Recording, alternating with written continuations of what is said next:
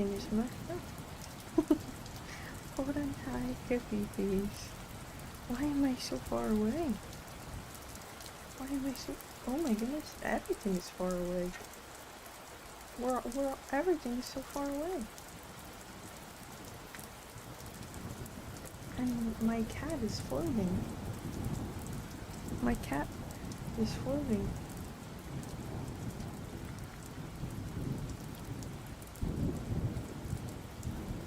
I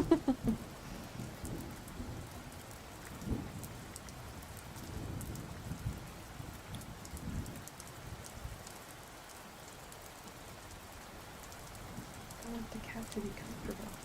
There we go. Hold on, hi everybody. Magic cat makes sense for me, huh? Hold on, hi everybody. How are you doing today? I hope everyone is having a wonderful day today. I am so sleepy today. I'm very sleepy, as I say to my puppies. I'm very sleepy. But we are finally finishing Alice in Wonderland. So let me know how the rain sound is. If it's too much, just let me know. I can turn it down. But I am so sorry we had to push this back over and over again. It was very much a series of unfortunate events, repeated. For example, I couldn't do it yesterday because I was losing my voice and because I was doing farm work on Saturday, and so I got super tired yesterday. And I kept getting sick, or I kept having allergic reactions to things, and so it was just over and over again, different things pushing back Alice in Wonderland, which is very unfortunate. But we're finally finishing it today. Horan, hi everybody, welcome into stream. The last, I tiger you too. The last thing we read was chapter 6, which is around halfway through. I don't know if it's exactly halfway through. Sorry if I yawn at all while we're reading. Reading makes me sleepy. Reading out loud makes me sleepy. Reading to myself doesn't typically make me sleepy. Anyway. We finished last time at chapter 6, and I'm going to finish it today. It shouldn't be that long, so we'll see how long it takes. Not to rush or anything. I mentioned this on, I think, Twitter, but if you don't follow me there, I will mention it again. My schedule is going to be changing a little bit. I typically stream at 3 p.m. EST, but I will be taking another job, and the job I have now, I make my own schedule, so I just plan streaming around the schedule I want to do. But with my second job, someone else is making a schedule. Luckily I'll be able to work with that person. It's not like a strict schedule I have to follow, so I'll be able to take breaks when I need to, and I'll have a lot of input into when I'm working. But just a heads up, I will probably be doing a lot more evening streams. Congrats on new job, thank you. Probably no congratulations needed.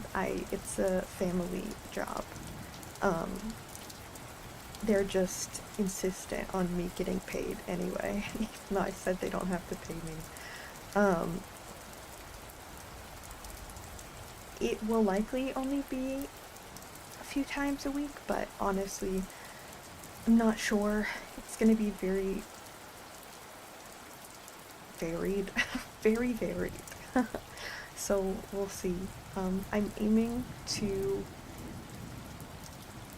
either have a couple days a week at least that I'm not working so that I can stream, or I guess, stream some in the evenings, likely around 6 or 7 p.m. EST. I don't think I'd want to start a stream later than that, just because I feel like I'd end up streaming until like 6 a.m. and that would not be good. But, you know, like with everything, we will see and we will make it work.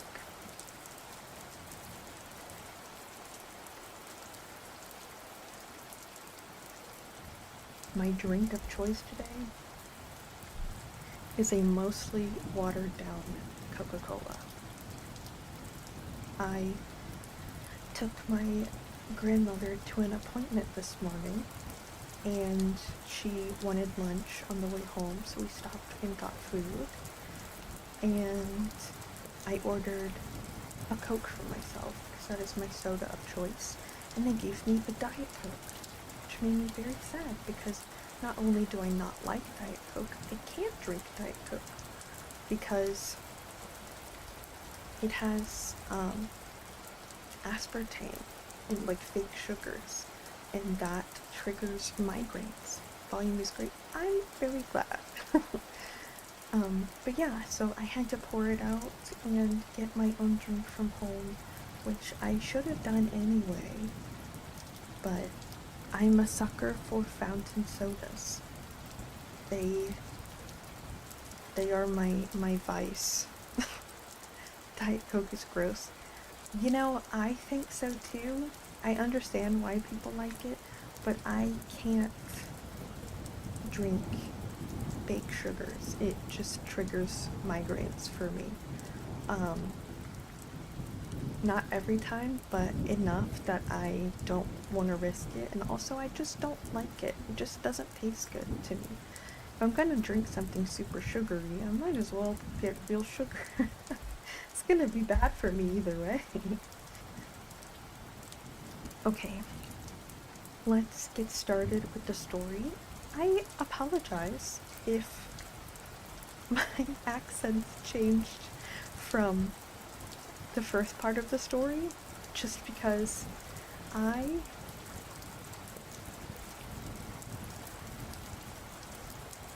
tried to look at them, but I tried to look at the voices I did. Stop yawning, baby. I tried to look at the voices I did, and I think I remember most of them, but yeah, like if you're going to steal a car, might as well steal a really nice car, not Honda. I'm a die-hard Mountain Dew Zero guy. That's really interesting, because Mama Witch, my mom, she was a strictly, or almost strictly, Mountain Dew person. Every once in a while, she'd go for a cherry Coke, but she was very much a Mountain Dew person. Quick story before we start. Sorry. You know I love tangents. One thing that's interesting is my soda of choice is Coca-Cola, right? So sorry if there's dogs barking. I try really hard to make sure you can't hear them, but it's impossible. I didn't miss too much, did I? Hi, baby. Hold on, hi, Kyla. No, we haven't actually started the story yet, so it's okay. But my soda of choice is Coca-Cola.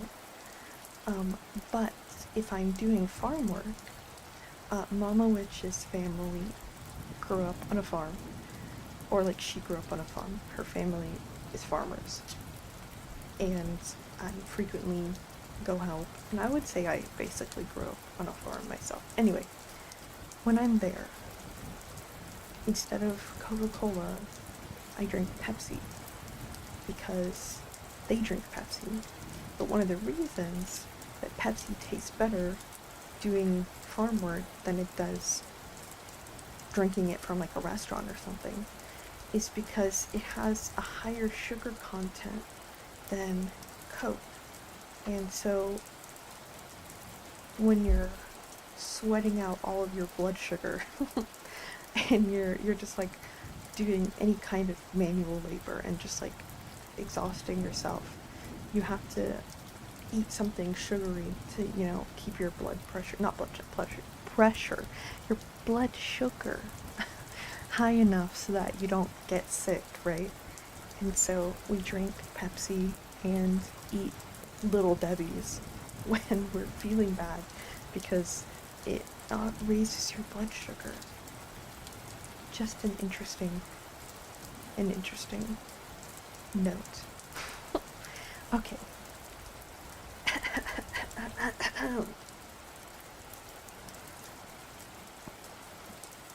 One final yawn, cracking my jaw. Let's go. Remember, we left off on chapter 6. Alice had just stopped talking to the Cheshire Cat and was on her way to see the March Hare and the Hatter. Let us begin. Chapter 7. A Mad Tea Party.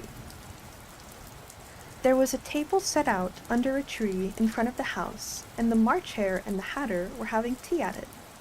A dormouse was sitting between them, fast asleep, and the other two were using it as a cushion, resting their elbows on it and talking over its head.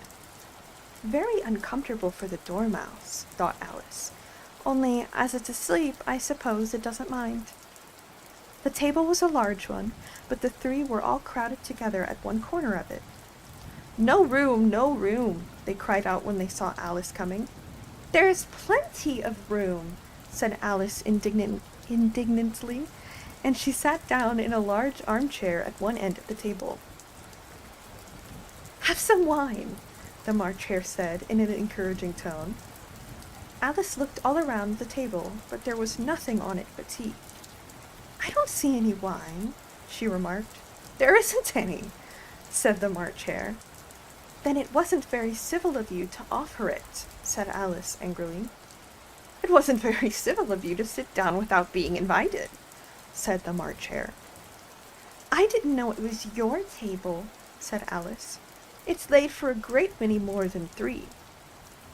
"Your hair wants cutting," said the Hatter. He had been looking at Alice for some time with great curiosity, and this was his first speech. "You should learn not to make personal remarks," Alice said with some severity. "It's very rude." The Hatter opened his eyes very wide on hearing this, but all he said was, "Why is a raven like a writing desk?" "Come, we shall have some fun now," thought Alice. "I'm glad they've begun asking riddles. I believe I can guess that," she added aloud. "Do you mean that you think you can find out the answer to it?" said the March Hare. "Exactly so," said Alice. "Then you should say what you mean," the March Hare went on. "I do," Alice hastily replied. At least I mean what I say. That's the same thing, you know." "Not the same thing a bit," said the Hatter. "Why, you might just as well say that I see what I eat is the same thing as I eat what I see." "You might just as well say," added the March Hare, "that I like what I get is the same thing as I get what I like." "You might just as well say," added the Dormouse, who seemed to be talking in his sleep, "that I breathe when I sleep is the same thing as I sleep when I breathe." "It is the same thing with you," said the Hatter, and here the conversation dropped, and the party sat silent for a minute, while Alice thought over all she could remember about ravens and writing desks, which wasn't much. The Hatter was the first to break the silence. "What day of the month is it?" he said, turning to Alice. He had taken his watch out of his pocket and was looking at it uneasily, shaking it every now and then and holding it to his ear. Alice considered a little and said, "The 4th. "2 days wrong," sighed the Hatter. "I told you butter wouldn't suit the works," he added, looking angrily at the March Hare. It was the best butter, said the March Hare.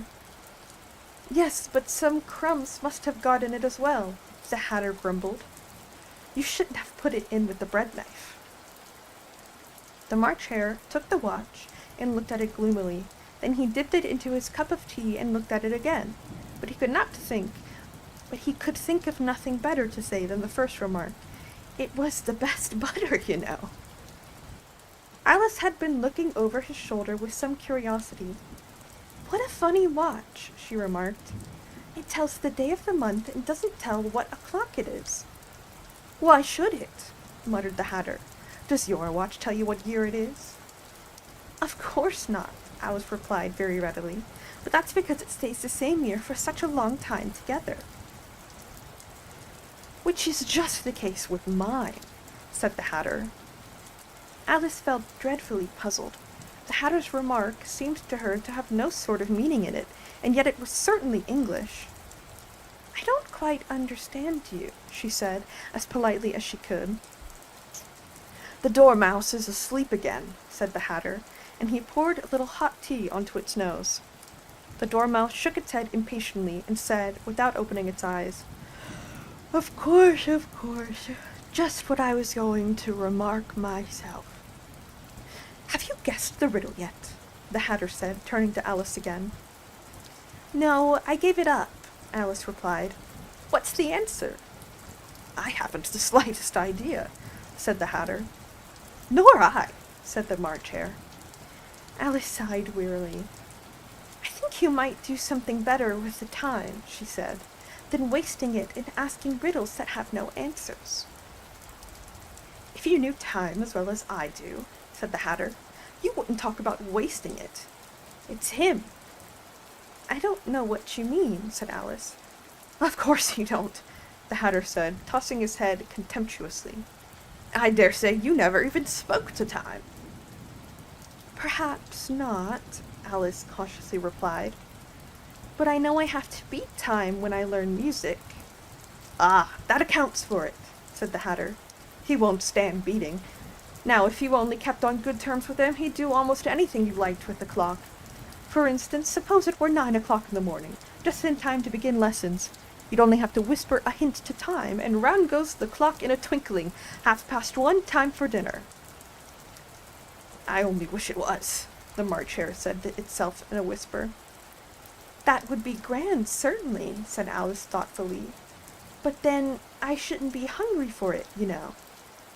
Not at first, perhaps, said the Hatter, but you could keep it to 1:30 as long as you liked. Is that the way you manage? Alice asked. The Hatter shook his head mournfully. Not I, he replied.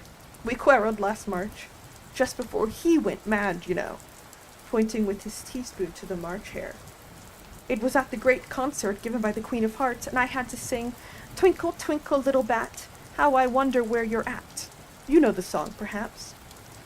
I've heard something like it, said Alice. It goes on, you know, the Hatter continued, in this way. Up above the world you fly, like a tea-tray in the sky. Twinkle, twinkle. Here the dormouse shook itself and began singing in its sleep. Twinkle, twinkle, twinkle, twinkle, and went on so long that they had to pinch it to make it stop. Well, I'd hardly finished the first verse, said the Hatter, when the Queen bawled out, He's murdering the time! Off with his head! How dreadfully savage! Exclaimed Alice. And ever since that, the Hatter went on in a mournful tone, he won't do a thing I ask. It's always 6 o'clock now. A bright idea came into Alice's head. Is that the reason so many tea things are put out here? She asked. Yes, that's it, said the Hatter with a sigh. It's always tea time, and we've no time to wash the things between whiles. Then you keep moving round, I suppose, said Alice. Exactly so, said the Hatter, as the things get used up. But when you come to the beginning again, Alice ventured to ask. Suppose we change the subject, the March Hare interrupted, yawning. I'm getting tired of this. I vote the young lady tell us a story. I'm afraid I don't know one, said Alice, rather alarmed at the proposal. Then the dormouse shall, they both cried. Wake up, dormouse, as they pinched it on both sides at once. The Dormouse slowly opened his eyes. "I wasn't asleep," he said in a hoarse, feeble voice. "I heard every word you fellows were saying." "Tell us the story," said the March Hare. "Yes, please do," pleaded Alice. "And be quick about it," added the Hatter, "or you'll be asleep again before it's done." "Once upon a time, there were 3 little sisters," the Dormouse began in a great hurry, "and their names were Elise, Lacey, and Tilly, and they lived at the bottom of a well." "What did they live on?" said Alice, who always took a great interest in questions of eating and drinking. "They lived on treacle," said the Dormouse, after thinking a minute or two. "They couldn't have done that, you know," Alice gently remarked. "They'd have been very ill."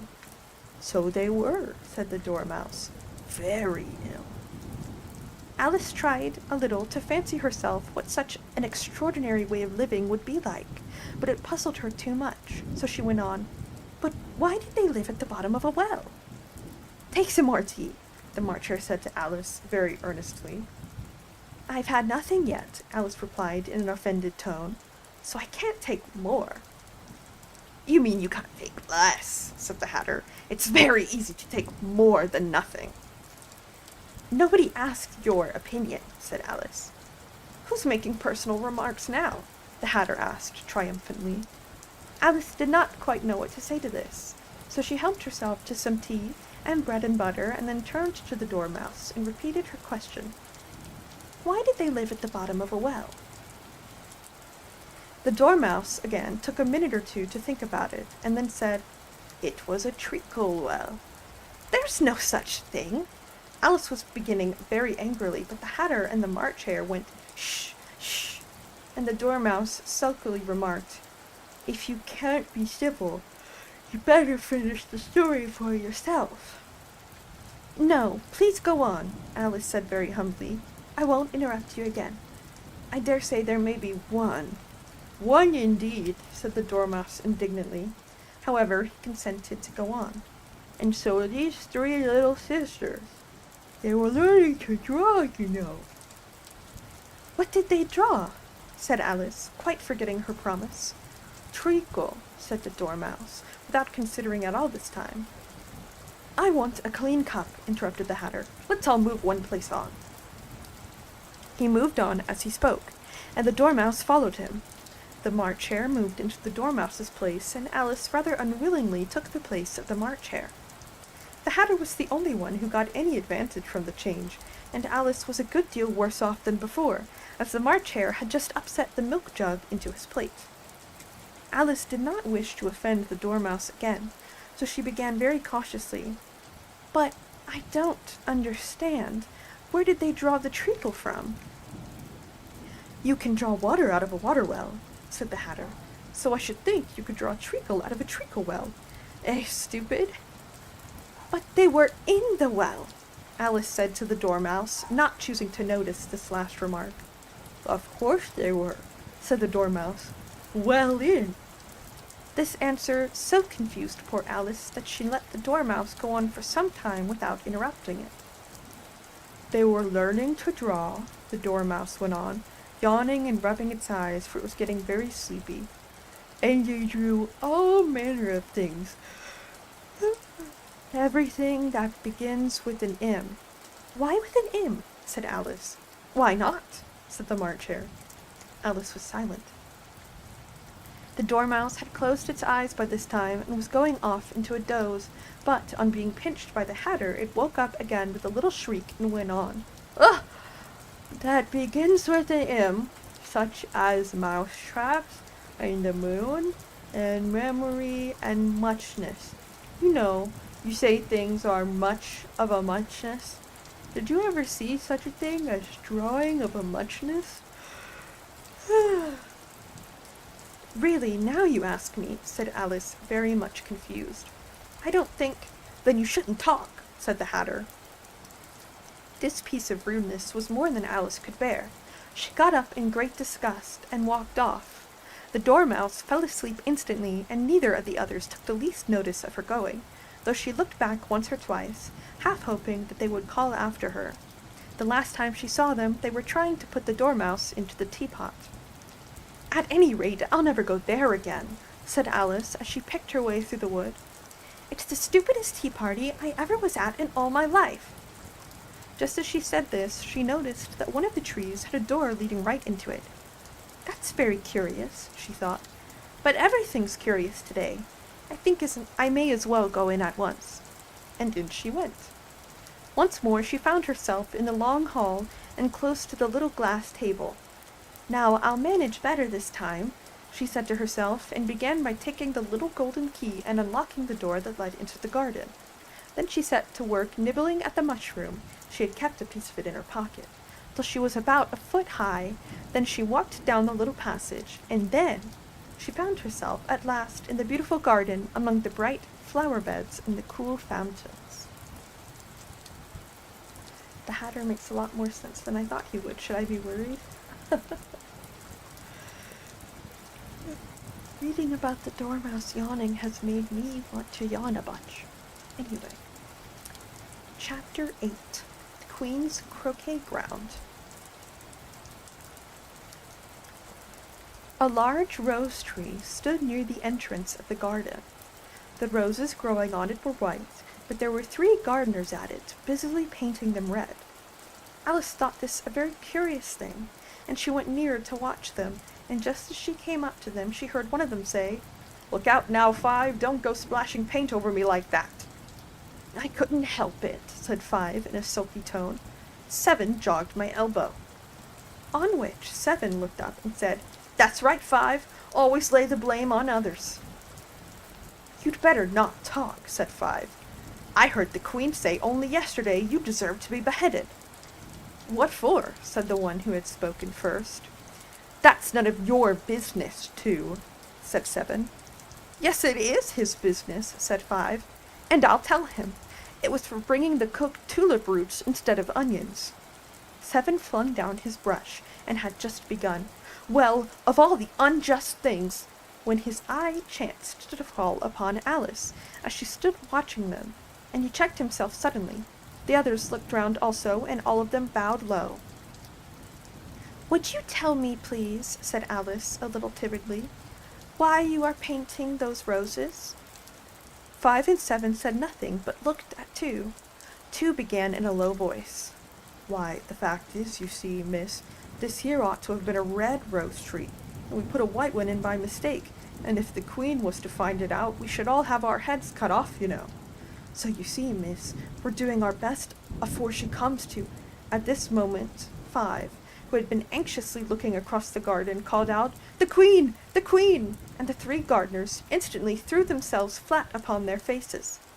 There was a sound of many footsteps, and Alice looked round, eager to see the Queen. First came 10 soldiers carrying clubs.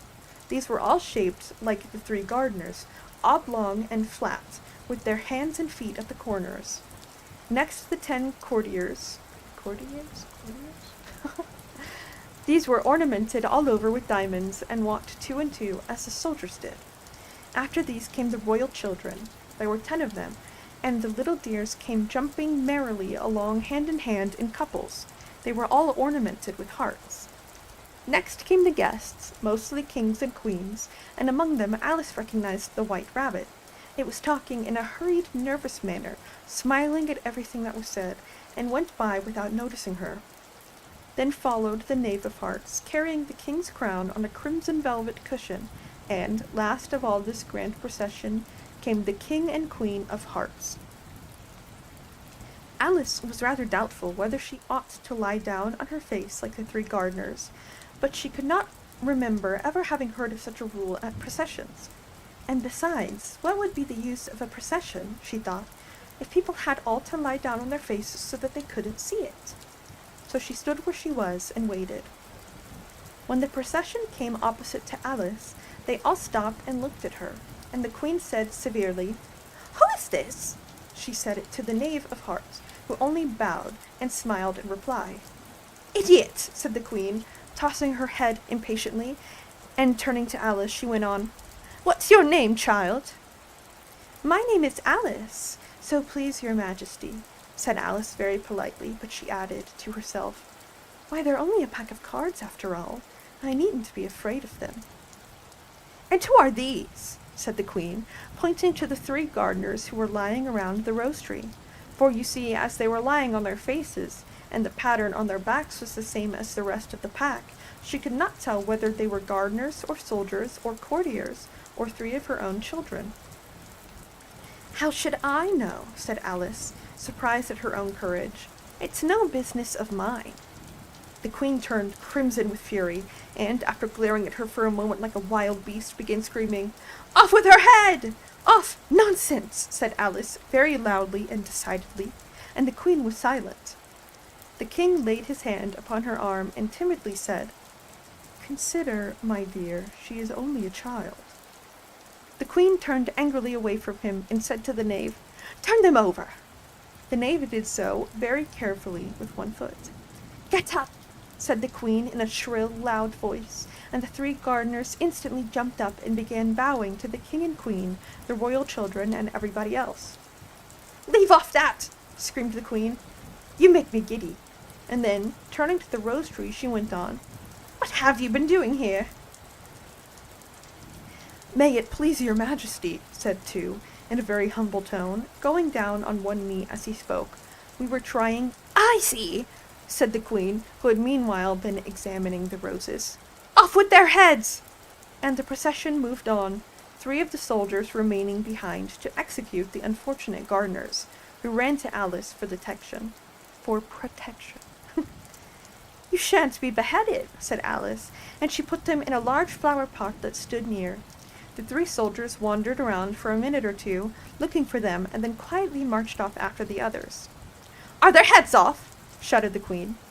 "Their heads are gone, if it please your majesty," the soldiers shouted in reply. "That's right," shouted the queen. "Can you play croquet?" The soldiers were silent and looked at Alice, as the question was evidently meant for her. "Yes," shouted Alice. "Come on, then," roared the queen, and Alice joined the procession, wondering very much what would happen next. It's a very fine day," said a timid voice at her side. She was walking by the white rabbit, who was peeping anxiously into her face. "Very," said Alice. "Where's the Duchess?" "Hush, hush," said the rabbit in a low, hurried tone. He looked anxiously over his shoulder as he spoke, and then raised himself upon tiptoe, put his mouth close to her ear, and whispered, "She's under sentence of execution." "What for?" said Alice. "Did you say, 'what a pity'?" the rabbit asked. "No, I didn't," said Alice. "I don't think it's at all a pity. I said, 'what for?'" "She boxed the queen's ears," the rabbit began. Alice gave a little scream of laughter. "Oh, hush!" the rabbit whispered in a frightened tone. "The queen will hear you. You see, she came rather late, and the queen said, 'Get to your places!'" shouted the queen in a voice of thunder, and people began running around in all directions, tumbling up against each other. However, they got settled down in a minute or 2, and the game began. Alice thought she had never seen such a curious croquet ground in her life. It was all ridges and furrows. The croquet balls were live hedgehogs, and the mallets live flamingos, and the soldiers had to double themselves up and stand on their hands and feet to make the arches. The chief difficulty Alice found at first was in managing her flamingo. She succeeded in getting its body tucked away comfortably enough under her arm with its legs hanging down, but generally, just as she had got its neck nicely straightened out and was going to give the hedgehog a blow with its head, it would twist itself round and look up into her face with such a puzzled expression that she could not help bursting out laughing. And when she had got its head down and was going to begin again, it was very provoking to find that the hedgehog had unrolled itself and was in the act of crawling away. Besides all this, there was generally a ridge or a furrow in the way wherever she wanted to send the hedgehog to, and, as the doubled-up soldiers were always getting up and walking off to other parts of the ground, Alice soon came to the conclusion that it was a very difficult game indeed. The players all played at once without waiting for turns, quarreling all the while, and fighting for the hedgehogs. And in a very short time the queen was in a furious passion, and went stamping about, and shouting, "Off with his head!" or "Off with her head!" about once in a minute. Alice began to feel very uneasy, To be sure, she had not as yet had any dispute with the queen, but she knew it might happen any minute. And then, thought she, what would become of me? They're dreadfully fond of beheading people here. The great wonder is that there's anyone left alive. She was looking about for some way of escape, and wondering whether she could get away without being seen, when she noticed a curious appearance in the air. It puzzled her very much at first, but after watching it a minute or two, she made it out to be a grin, and said to herself, "It's the Cheshire Cat. Now I shall have somebody to talk to." "How are you getting on?" said the cat, as soon as there was a mouth enough for it to speak with. Alice waited until the eyes appeared, and then nodded. "It's no use speaking to it," she thought, "till its ears have come, or at least one of them." In another minute the whole head appeared, and then Alice put down her flamingo and began an account of the game, feeling very glad she had one to listen to her. The cat seemed to think that there was enough of it now in sight, and no more of it appeared. "I don't think they play at all fairly," Alice began in rather a complaining tone, "and they all quarrel so dreadfully no one can hear oneself speak. And they don't seem to have any rules in particular, at least if there are, nobody attends to them. And you've no idea how confusing it is, all the things being alive. For instance, there's the arch I've got to go through next, walking about at the other end of the ground. And I should have croqueted the queen's hedgehog just now, only it ran away when it saw mine coming." "How do you like the queen?" said the cat in a low voice. "Not at all," said Alice.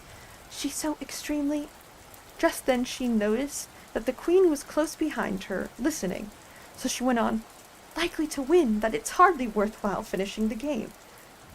The queen smiled and passed on. "Who are you talking to?" said the king, coming up to Alice and looking at the cat's head with great curiosity. "It's a friend of mine, a Cheshire cat," said Alice. "Allow me to introduce it." "I don't like the look of it at all," said the king. "However, it may kiss the hand if it likes." "I'd rather not," said the cat. "Don't be impertinent," said the king, "and don't look at me like that." He got behind Alice as he spoke. "A cat may look at a king," said Alice. "I've read that in some book, but I don't remember where." "Well, it must be removed," said the king very decidedly, and he called to the queen, who was passing at the moment. "My dear, I wish you would have this cat removed." The queen had only one way of settling all difficulties, great or small. "Off with his head!" she said, without even looking round. "I'll fetch the executioner myself," said the king eagerly, and he hurried off. Alice thought she might as well go back and see how the game was going on, and she heard the queen's voice in the distance, screaming with passion. She had already heard her sentence 3 of the players to be executed for having missed their turns, and she did not like the look of things at all, as the game was in such confusion that she never knew whether it was her turn or not, so she went off in search of her hedgehog. The hedgehog was engaged in a fight with another hedgehog, which seemed to Alice an excellent opportunity for croqueting one of them with the other. The only difficulty was that her flamingo was gone across to the other side of the garden, where Alice could see it trying in a helpless sort of way to fly up into a tree. By the time she had caught the flamingo and brought it back, the fight was over, and both the hedgehogs were out of sight. "But it doesn't matter much," thought Alice, "as all the arches are gone from the side of the ground." So she tucked it away under her arm that it might not escape again, and went back to have a little more conversation with her friend. When she got back to the Cheshire Cat, she was surprised to find quite a large crowd collected round it. There was a dispute going on between the executioner, the king, and the queen, who were all talking at once, while all the rest were quite silent and looked very uncomfortable. The moment Alice appeared, she was appealed to by all 3 to settle the question, and they repeated their arguments to her, though as they all spoke at once, oh my goodness, she found it very hard to make out exactly what they said. The executioner's argument was that you couldn't cut off a head unless there was a body to cut it off from, that he had never had to do such a thing before, and he wasn't going to begin at his time of life. The king's argument was that anything that had a head could be beheaded, and that you weren't to talk nonsense. The Queen's argument was that if something wasn't done about it in less than no time, she'd have everybody executed all around. It was this last remark that made the whole party look so grave and anxious. Alice could think of nothing else to say, but it belongs to the Duchess, you'd better ask her about it. She's in prison, the Queen said to the executioner. Fetch her here! And the executioner went off like an arrow. The cat's head began fading away the moment he was gone, and by the time he had come back with the Duchess, it had entirely disappeared. So the king and the executioner ran wildly up and down looking for it, while the rest of the party went back to the game. Hi, Mom. Oh, Lucy's probably not here anymore, but bye, Lucy, night-night. I keep getting distracted because I'm sweating. My house is so hot. Okay, I am going to mute for just a moment so I can get up and turn my fan off. And I also have to text back my father. Tiger Papa is requesting my presence. So give me one moment. I will be right back.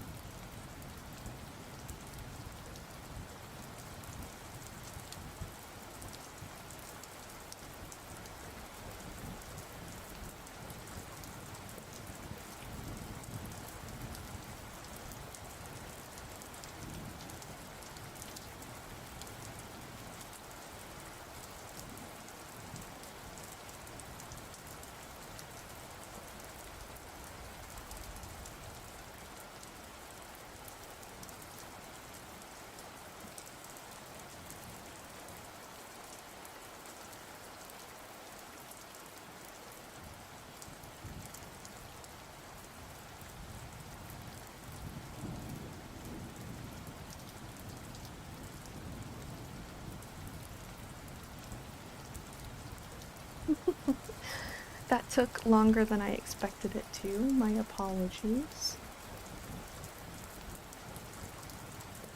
It's because I had to do a task for someone.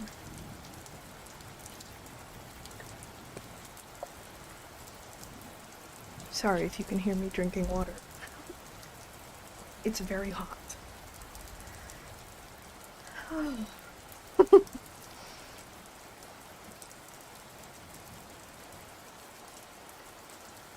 Okay, we are on chapter 9. X, 1x, 9? IX, that's 9. That's 9.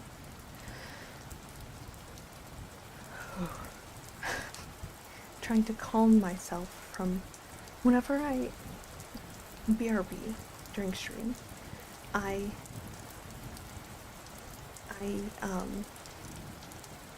always run back up the stairs because I want to get back as fast as possible, but then it leaves me out of breath because I'm running up the stairs. It's okay, we know you are. Oh, Harper, no. BP got distracted by a side quest. It is indeed 9. Okay, good, thank you. What actually happened was, my car has been having trouble, and we fixed it, and I think it's fixed now. But before 100% agreeing to work tomorrow, I needed to make sure the car could start. So the family member I'm going to be working for called me asking, what days I can work. The answer is any. I just need to know what days they want me so that I can play in streams. And so I called Tiger Papa and said, can you call them, because I'm streaming, and let them know that I'm free at any time. But he didn't want to agree 100% until we were completely sure that the car would start. Because what we were having trouble with was the engine. The engine wasn't working, and so we not the engine, the battery. Oh my goodness. I know cars, I promise. I know I'm lying. The battery wouldn't start, and so we went somewhere and they said it just had to be recharged. So we charged the battery. But then it still wouldn't work, so we ended up having to get a new one. But it works now. So my task was that I had to go outside to my car and make sure it could start. But I did it, and now we're back. Back to story time. Oh my goodness, stop yawning, BB. The flux capacitor. Exactly.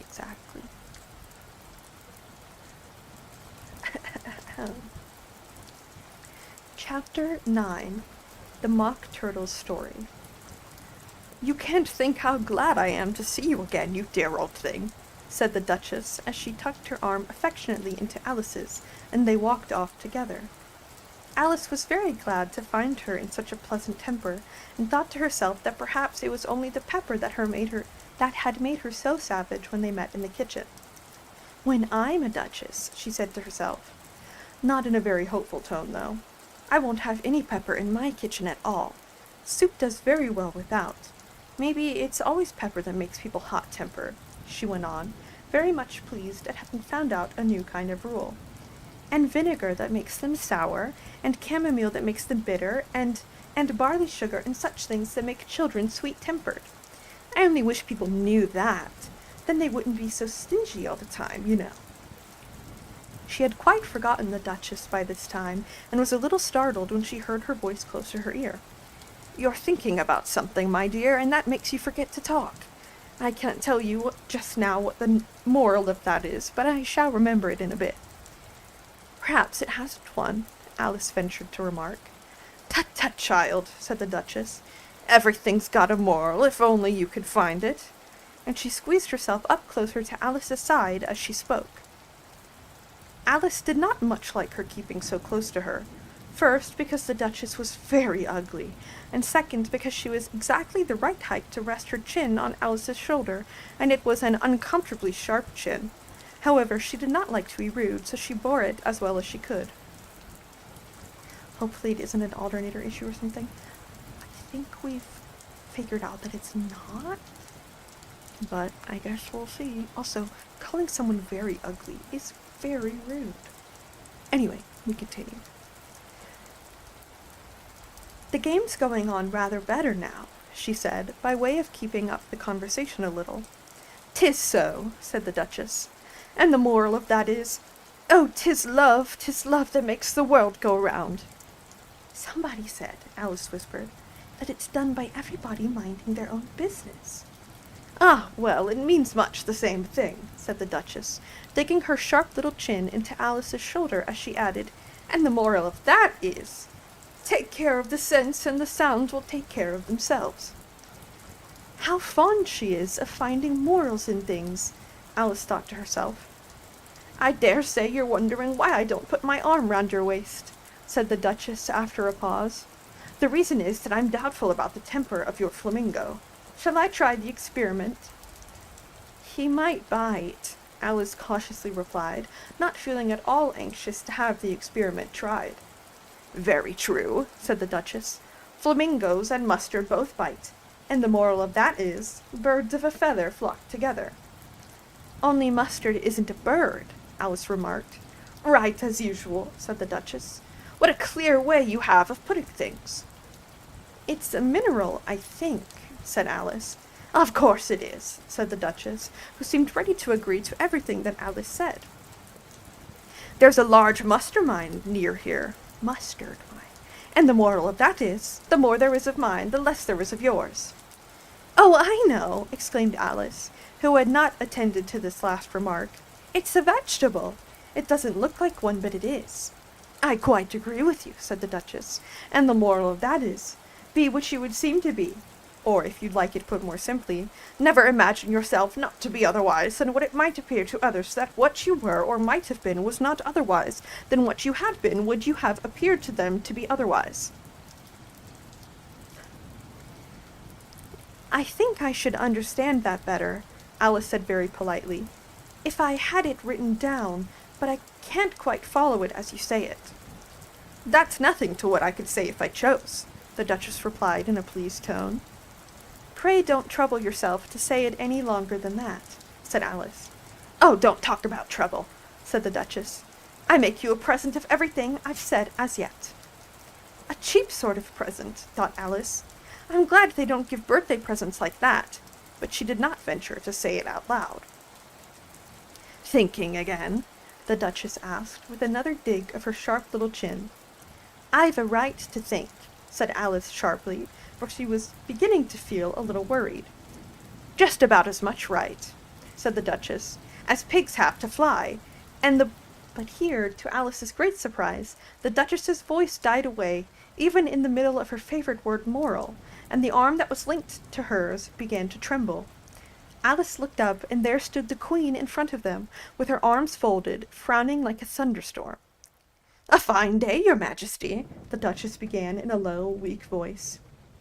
"Now, I give a fair warning," shouted the Queen, stamping on the ground as she spoke. "Either you or your head must be off, and that in about half no time. Take your choice." The Duchess took her choice, and was gone in a moment. "Let's go on with the game," the Queen said to Alice, and Alice was too much frightened to say a word, but slowly followed her back to the croquet ground. The other guests had taken advantage of the Queen's absence, and were resting in the shade. However, the moment they saw her, they hurried back to the game, the Queen merely remarking that a moment's delay would cost them their lives. All of the time they were playing, the Queen never left off quarreling with the other players, and shouting, "Off with his head!" or "Off with her head!" Those whom she sentenced were taken into custody by the soldiers, who of course had to leave off being archers to do this, so that by the end of half an hour or so there were no archers left, and all the players, except the King, the Queen, and Alice, were in custody and under sentence of execution. Then the queen left off, quite out of breath, and said to Alice, "Have you seen the mock turtle yet?" "No," Alice said. "I don't even know what a mock turtle is." "It's the thing mock turtle soup is made from," said the queen. "I never saw one, or heard of one," said Alice. "Come on, then," said the queen, "and he shall tell you his history." As they walked off together, Alice heard the king say in a low voice to the company generally, "You are all pardoned." "Come, that's a good thing," she said to herself, for she had felt quite unhappy at the number of executions the queen had ordered. They very soon came upon a griffin lying fast asleep in the sun. If you don't know what a griffin is, look at the picture. It's like a bird with giant wings and a lion's tail. It's like a lion bird, sort of. You can Google it. "Up, lazy thing," said the queen, "and take this young lady to see the mock turtle and to hear his history. I must go back and see after some executions I have ordered." And she walked off, leaving Alice alone with the griffin. Alice did not quite like the look of this creature, but on the whole she thought it would be quite as safe to stay with it as to go after that savage queen, so she waited. The griffin sat up and rubbed its eyes. Then it watched the queen till she was out of sight. Then it chuckled. "What fun," said the griffin, half to itself, half to Alice. "What is the fun?" said Alice. "Why, she," said the griffin. "It's all her fancy, that. They never execute nobody, you know. Come on." "Everyone says come on here," thought Alice, and she went slowly after it. "I never was so ordered about before in all my life. Never."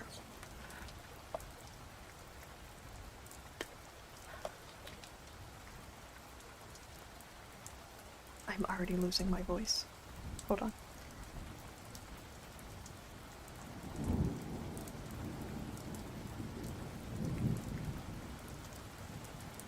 Okay, I'm done coughing. They had not gone far before they saw the mock turtle in the distance, sitting sad and lonely on a little ledge of rock, and, as they came nearer, Alice could hear him sighing as if his heart would break. She pitied him deeply. "What is his sorrow?" she asked the griffin, and the griffin answered very nearly in the same words as before. "It's all his fancy, that. He hasn't got no sorrow, you know. Come on." So they went up to the mock turtle, who looked at them with large eyes full of tears, but said nothing. "This here young lady," said the griffin, she wants for to know your history, she do." "I'll tell it to her," said the mock turtle in a deep, hollow tone. "Sit down, both of you, and don't speak a word till I've finished." If you were wondering, the mock turtle is a turtle with a pig's head, and pig's feet, and a tail. So they sat down, and nobody spoke for some minutes. Alice thought to herself, "I don't see how he can ever finish if he doesn't begin." But she waited patiently. "Once," said the mock turtle at last, with a deep sigh, "I was a real turtle." These words were followed by a very long silence, broken only by an occasional exclamation of "Hrrr!" from the griffin, and the constant heavy sobbing from the mock turtle. Alice was very nearly getting up and saying, "Thank you, sir, for your interesting story," but she could not help thinking there must be more to come, so she sat still and said nothing. "When we were little," the mock turtle went on at last, more calmly, though still sobbing in a little now and then, "we went to school in the sea. The master was an old turtle. We used to call him Tortoise." "Why did you call him Tortoise?" Tortoise. "Why did you call him Tortoise if he wasn't one?" Tortoise?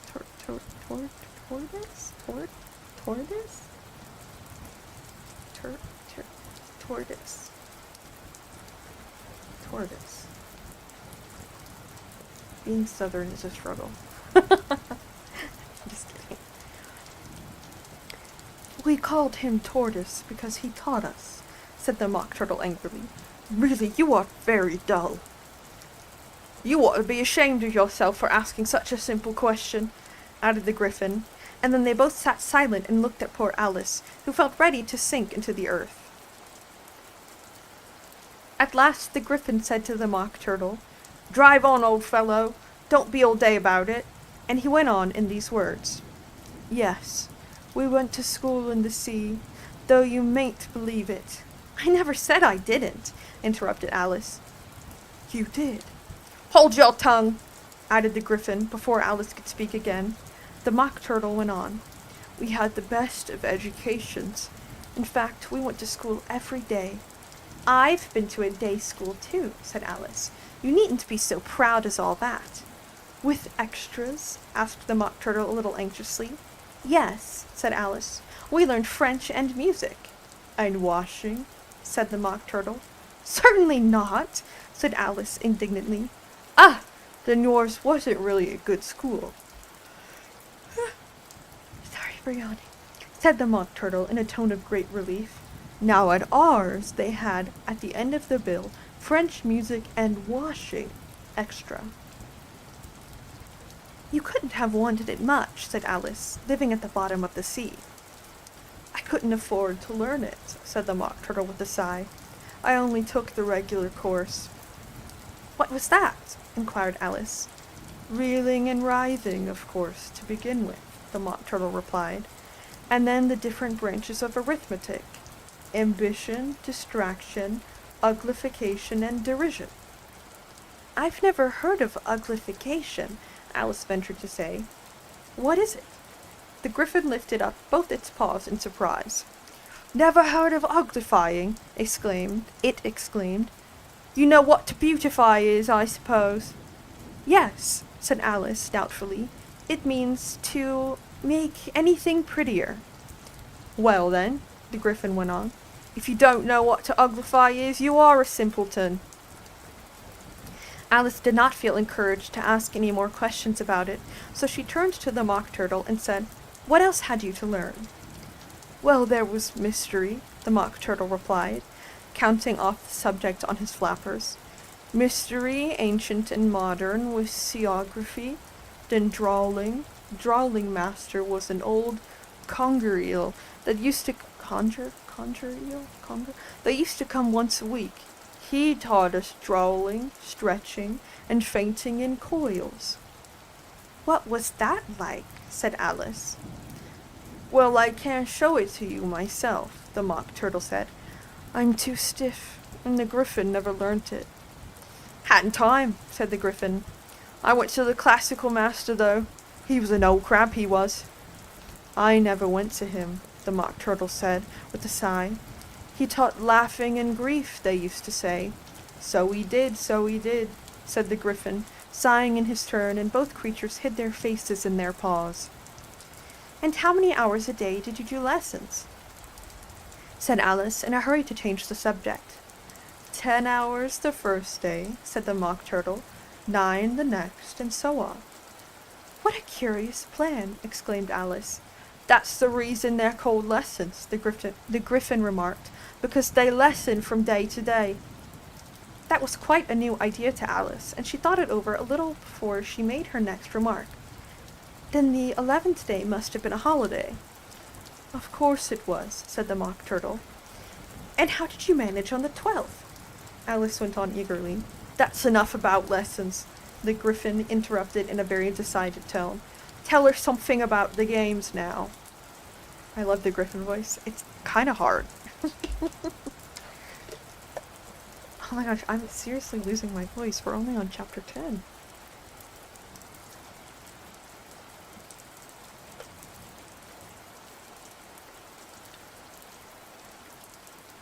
I grabbed a water bottle because I had to walk to the garage, and all of my reusable water bottles are dirty.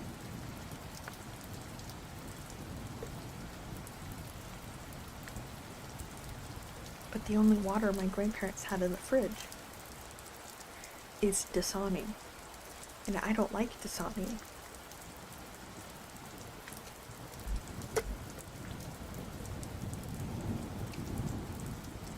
Did you know Dasani has a very low pH? Or a very acidic pH. Which is why it tastes kind of salty. To me, at least. It makes my mouth very dry.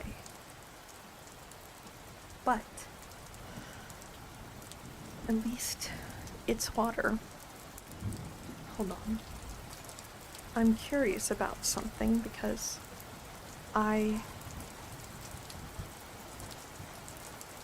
there is... Okay. Yes, okay. So...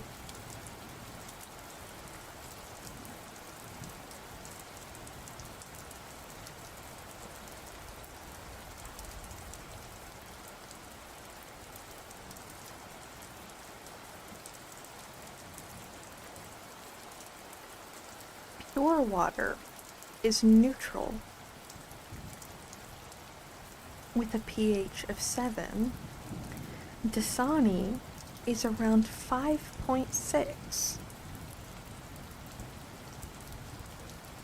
which is more acidic than some milks and is the same acidity as some coffee. That's almost as acidic as a tomato. Isn't that crazy? That's crazy to me. Anyway, I don't know why I find that so interesting. It's not neutral, but they're like, no, it's water, I promise. What did they put in it? Hold on. Enhanced with minerals for taste. Ingredients: purified water, magnesium sulfate, potassium chloride, minerals added for taste. Purified by reverse osmosis. Produced under authority of the Coca-Cola Company.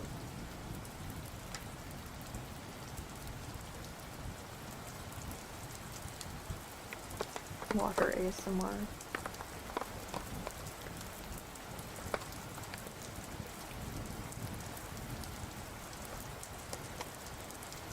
Sorry if you can hear the dogs barking. This is just a ploy for me to get a moment of vocal rest before assault and drinking water. No, yeah, that's why it tastes salty. This is a secret ploy for me to be able to rest for a moment. Because my voice, I lose my voice so easily doing these,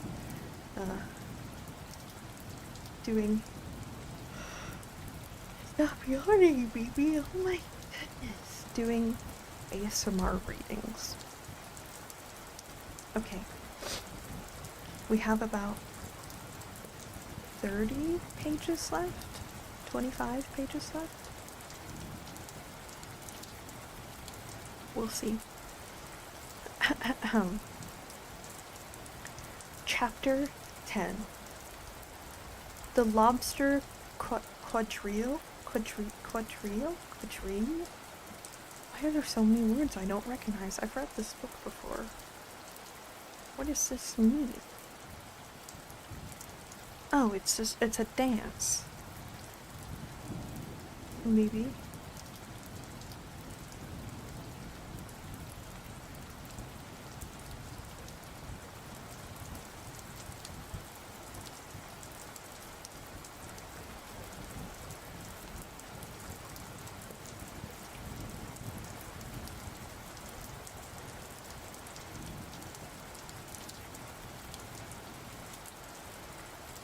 Well, according to dictionary.com, it's pronounced quadrille.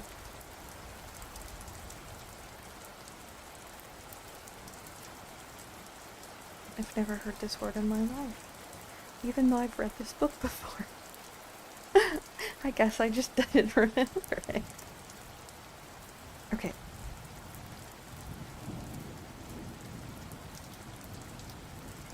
Chapter 10.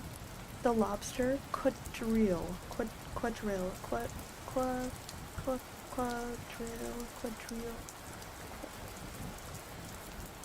The Lobster Dance.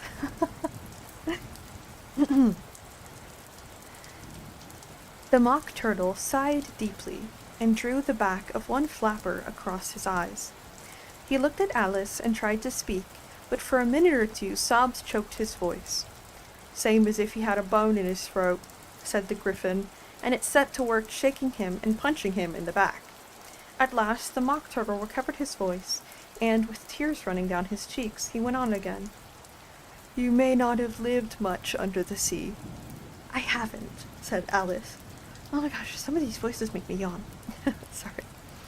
"And perhaps you were never even introduced to a lobster."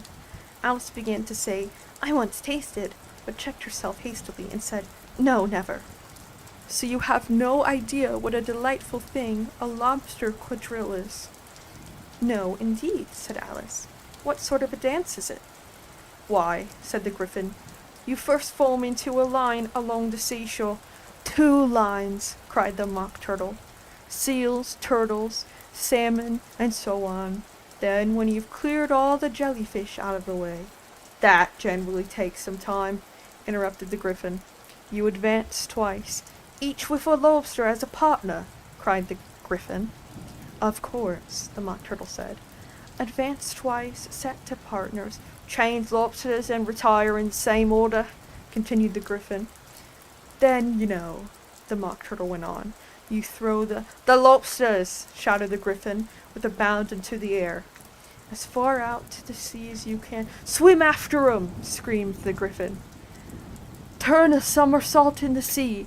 cried the Mock Turtle, capering wildly about. "Change lobsters again!" yelled the Griffin at the top of his voice. "Back to land again, and—" "That's all the first figure," said the Mock Turtle, suddenly dropping his voice, and the 2 creatures, who had been jumping like mad things all this time, sat down again very sadly and quietly and looked at Alice. "It must be a very pretty dance," said Alice timidly. "Would you like to see a little of it?" said the Mock Turtle.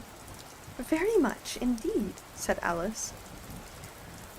"Come, let's try the first figure," said the Mock Turtle to the Griffin. "We can do it without lobsters, you know. Which shall sing?" "Oh, you sing," said the Griffin. "I've forgotten the words." So they began solemnly dancing round and round Alice, every now and then treading on her toes when they passed too close, and waving their forepaws to mark the time, while the Mock Turtle sang this very slowly and sadly. "Will you walk a little faster?" said a whiting to the snail. "There's a porpoise close behind us, and he's treading on my tail. See how eagerly the lobsters and the turtles all advance. They are waiting on the shingle. Will you come and join the dance? Will you, won't you, will you, won't you join the dance? Will you, won't you, won't you join the dance? You can really have no notion how delightful it will be when they take us up and throw us with the lobsters out to sea." But the snail replied, too far, and gave a look askance. Said he thanked the whiting loudly, but he would not join the dance. Would not, could not, would not, could not, would not join the dance. Would not, could not, would not, could not join the dance. "What matters it how far we go?" his scaly friend replied. "There is another shore, you know, upon the other side. The further off from England, the nearer is to France. Then turn not pale, beloved snail, but come and join the dance. Will you, won't you, will you, won't you join the dance?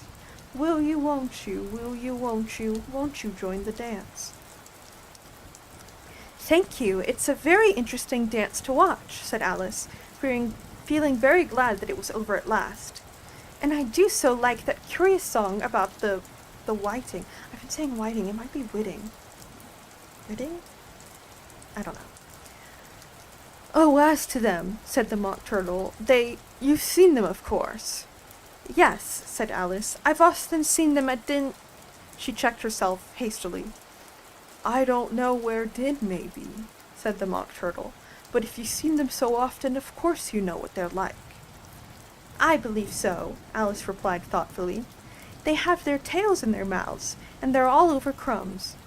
"You are all wrong about the crumbs," said the Mock Turtle. "Crumbs would all wash off in the sea, but they have their tails in their mouths, and the reason is—" Here the Mock Turtle yawned and shut his eyes. Tell her about the reason and all that, he said to the Griffin. The reason is, said the Griffin, that they would go with the lobsters to the dance. So they got thrown out to sea, so they had to fall a long way, so they got their tails fast in their mouths, so they couldn't get them out again, that's all. It's 1T, so that's why I said whiting. Anyway, thank you, said Alice. It's very interesting. I never knew so much about a whiting before. I could tell you more than that if you like, said the Griffin. Do you know why it's called a whiting? I never thought about it, said Alice. Why? It does the boots and shoes, the Griffin replied very solemnly. Alice was thoroughly puzzled. Does the boots and shoes? She repeated in a wondering tone. Why, what are your shoes done with? Said the Griffin. I mean, what makes them so shiny? Alice looked down at them and considered a little before she gave her answer. They're done with blacking, I believe. Boots and shoes under the sea, the Griffin went on in a deep voice, are done with whiting. Now you know. And what are they made of? Alice asked in a tone of great curiosity. Soles and eels, of course, the Griffin replied rather impatiently. Any shrimp could have told you that. If I'd been the whiting, said Alice, whose thoughts were still running on the song, I'd have said to the porpoise, keep back, please, we don't want you with us. They were obliged to have him with them, the Mock Turtle said. No wise fish would go anywhere without a porpoise. Wouldn't it really? Said Alice in a tone of great surprise. Of course not, said the Mock Turtle. Why, if a fish came to me and told me he was going on a journey, I should say, with what porpoise? Don't you mean purpose? Said Alice. I mean what I say, the Mock Turtle replied in an offended tone. Stop yawning, baby. And the Griffin added, Come, let's hear some of your adventures. I could tell you my adventures beginning from this morning, Alice said a little timidly, but it's no use going back to yesterday because I was a different person then. Explain all that, said the Mock Turtle. No, the adventures first, said the Griffin in an impatient tone. Explanations take such a dreadful time. So Alice began telling them her adventures from the time when she first saw the white rabbit. She was a little nervous about it at first. The two creatures got so close to her, one on each side, and opened their eyes and mouths so very wide, but she gained courage as she went on. Her listeners were perfectly quiet till she got to the part about her repeating, You are old, Father William, to the caterpillar, and the words all coming different. And then the Mock Turtle drew a long breath and said, That's very curious. It's all about as curious as it can be, said the Griffin. It all came different, the Mock Turtle repeated thoughtfully. I should like to hear her try and repeat something now. Tell her to begin. He looked at the Griffin as if he thought it had some kind of authority over Alice. Stand up and repeat, "'Tis the voice of the sluggard," said the Griffin.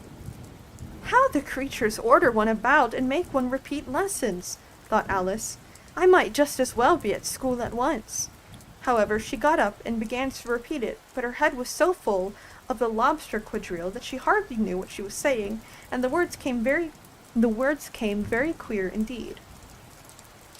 "'Tis the voice of the lobster," I heard him declare.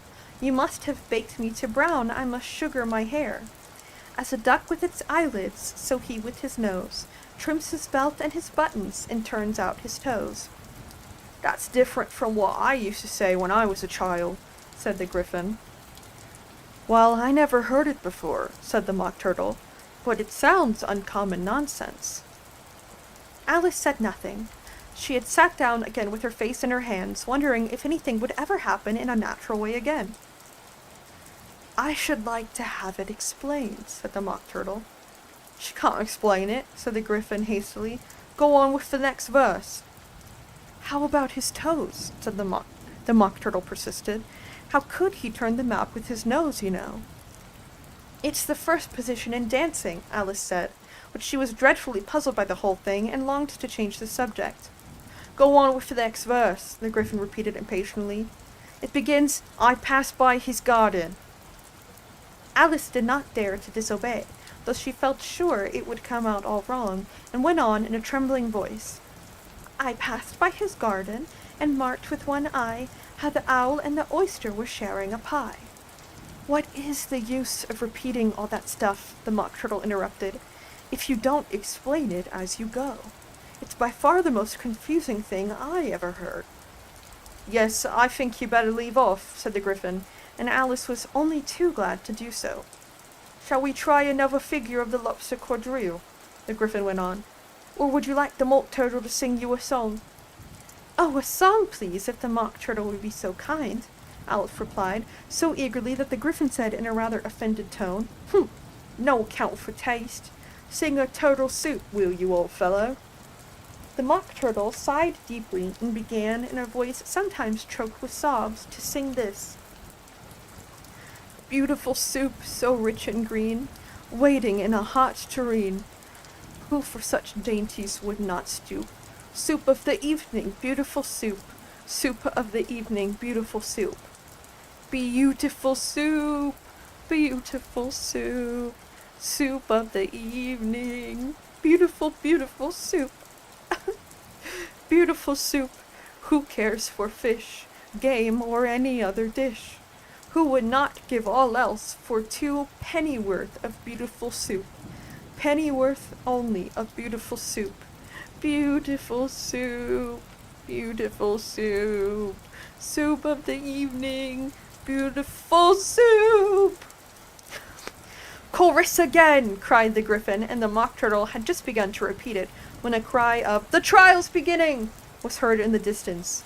Come on, cried the Gryphon, and taking Alice by the hand, it hurried off without waiting for the end of the song. What trial is it? Alice panted as she ran, but the Gryphon only answered, Come on, and ran faster, while more faintly came, carried on the breeze that followed them, the melancholy words, Soup of the evening, beautiful, beautiful soup. They spelled it S-O-O-P when he was singing. It's BEAU/OOTIFUL SOO/OOP. Beautiful soup.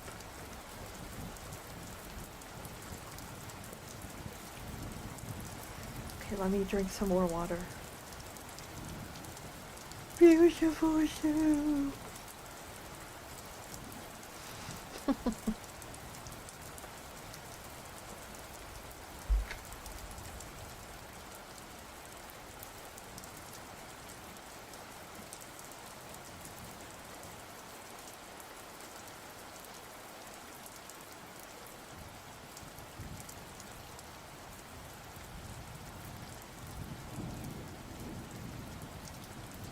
News. I have amazing news before we start chapter 11. The news is, I finally have wheat fields on the Animal Crossing island. Yeah. I'm hoping to do an Animal Crossing stream later this week. Not sure when, but I want to do one. I am trying to save the actual decorating for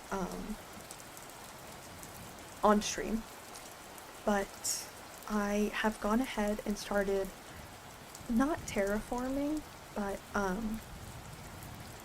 filling in the foresty spaces. So I'm just adding trees and little ponds and stuff, so that I can focus on the actual decorating and, builds during stream. But yes, I'm so excited because I love wheat fields. I have some more items I'm gonna try and trade for before next stream, but very excited because we're making real progress. We might do some more villager hunting. But if you like the villager hunting, we can do it on stream. But if you would rather watch the decorating, I can do villager hunting off stream. Yeah, just let me know what you prefer to see, and we will do that. Anyway, on to Chapter 11. Chapter 11, Who Stole the Tarts? The King and Queen of Hearts were seated on their throne when they arrived, with a great crowd assembled about them. All sorts of little birds and beasts, as well as the whole pack of cards. The knave was standing before them in chains, with a soldier on either side to guard him, and near the king was the white rabbit, with a trumpet in one hand and a scroll of parchment in the other. In the very middle of the court was a table with a large dish of tarts upon it. They looked so good that it made Alice quite hungry to look at them. I wish they'd get the trial done, she thought, and hand round the refreshments. But there seemed to be no chance of this, so she began looking at everything about her to pass away the time.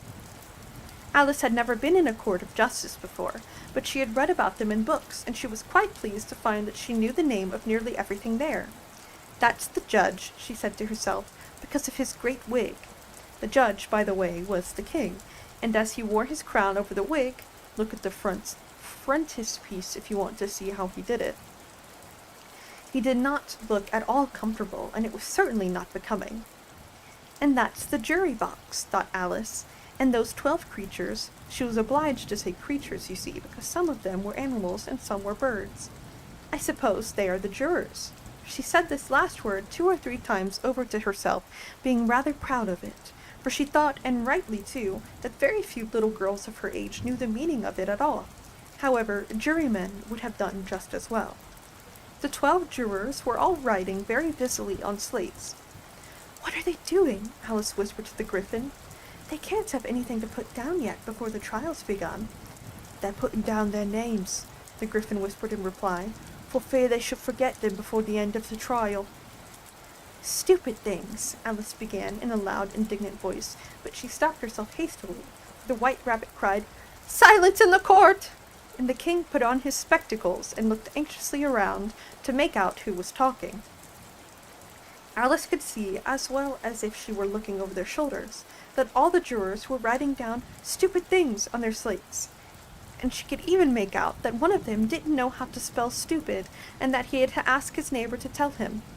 "A nice muddle their slates'll be before the trial's over," thought Alice. One of the jurors had a pencil that squeaked. This, of course, Alice could not stand, and she went round the court and got behind him, and very soon found an opportunity of taking it away.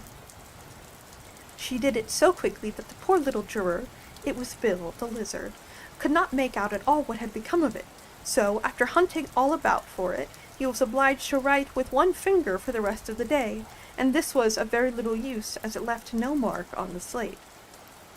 "Herald, read the accusation," said the king. On this, the white rabbit blew 3 blasts on the trumpet, and then unrolled the parchment scroll and read as follows. "The Queen of Hearts, she made some tarts, all on a summer day. The Knave of Hearts, he stole these tarts and took them quite away." "Consider your verdict," the king said to the jury. "Not yet, not yet," the rabbit hastily interrupted. "There's a great deal to come before that." "Call the first witness," said the king, and the white rabbit blew 3 blasts on the trumpet and called out, "First witness!" The first witness was the Hatter. He came in with a teacup in one hand and a piece of bread and butter in the other. "I beg pardon, your majesty," he began, "for bringing these in, but I hadn't quite finished my tea when I was sent for." "You ought to have finished," said the king. "When did you begin?" The Hatter looked at the March Hare, but followed him into the court, arm in arm with the Dormouse. 14th of March, I think it was," he said. 15th, said the March Hare. 16th, added the Dormouse. "Write that down," the king said to the jury, and the jury eagerly wrote down all 3 dates on their slates, and then added them up and reduced the answer to shillings and pence. "Take off your hat," the king said to the Hatter. "It isn't mine," said the Hatter.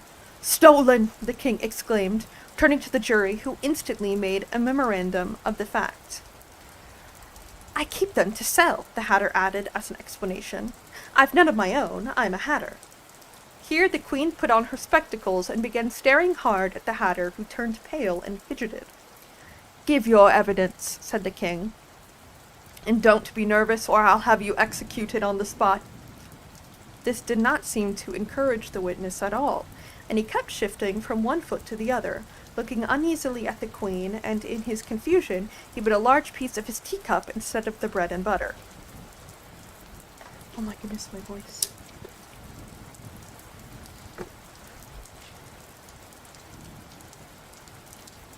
Oh, sorry.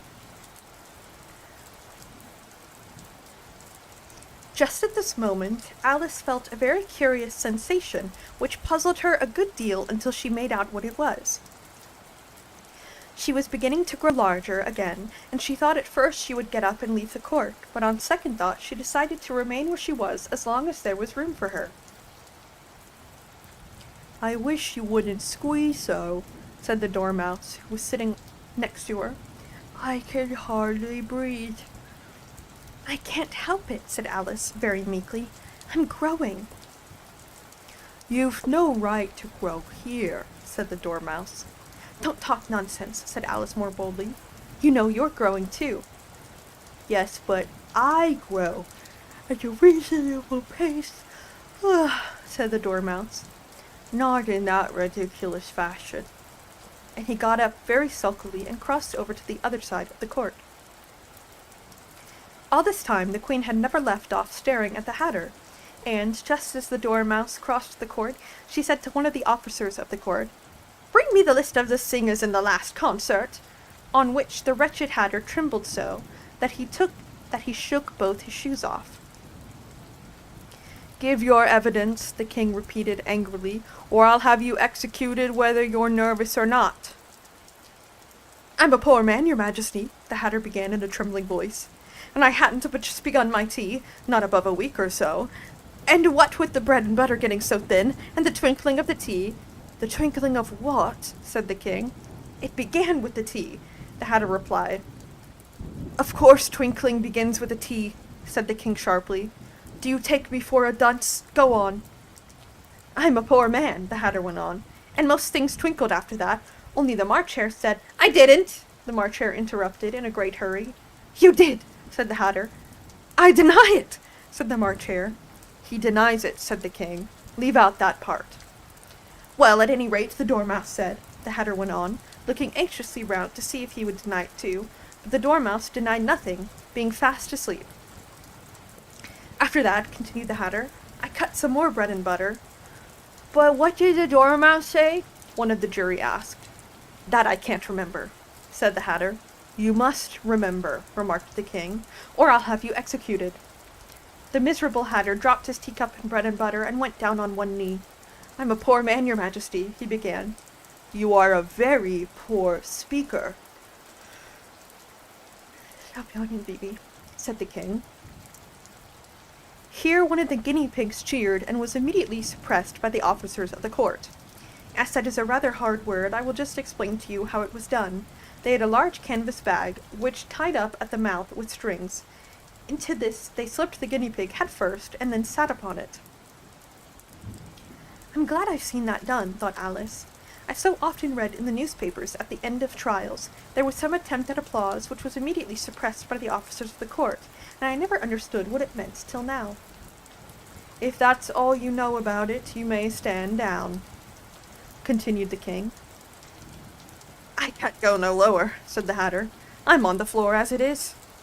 "Then you may sit down," the king replied. Here the other guinea pig cheered and was suppressed. "Come, that finishes the guinea pigs," thought Alice. "Now we shall get on better." "I'd rather finish my tea," said the Hatter, with an anxious look at the queen, who was reading the list of singers. "You may go," said the king, and the Hatter hurriedly left the court, without even waiting to put his shoes on. "And just take his head off outside," the queen added to one of the officers, but the Hatter was out of sight before the officer could get to the door. "Call the next witness," said the king. The next witness was the Duchess's cook. She carried the pepper box in her hand, and Alice guessed who it was, even before she got to the court, by the way the people near the door began sneezing all at once. "Give your evidence," said the king. "Shan't," said the cook. The king looked anxiously at the White Rabbit, who said in a low voice, Your Majesty must cross-examine this witness. Well, if I must, I must, the king said, with a melancholy air, and after folding his arms and frowning at the cook till his eyes were nearly out of sight, he said in a deep voice, "What are tarts made of?" "Pepper mostly," said the cook. "Treacle," said a sleepy voice behind her. "Collar that dormouse!" the queen shrieked out. "Behead that dormouse! Turn that dormouse out of court! Suppress him! Pinch him! Off with his whiskers!" For some minutes the whole court was in confusion, getting the dormouse turned out, and by the time they had settled down again, the cook had disappeared. "Never mind," said the king, with an air of great relief. "Call the next witness." And he added in an undertone to the queen, "Really, my dear, you mustn't cross-examine the next witness. Or you must cross-examine the next witness. It quite makes my forehead ache." Alice watched the White Rabbit as he fumbled over the list, feeling very curious to see what the next witness would be like. "For they haven't got much evidence yet," she said to herself. Imagine her surprise when the White Rabbit read out at the top of his shrill little voice the name Alice! That is the end of the chapter.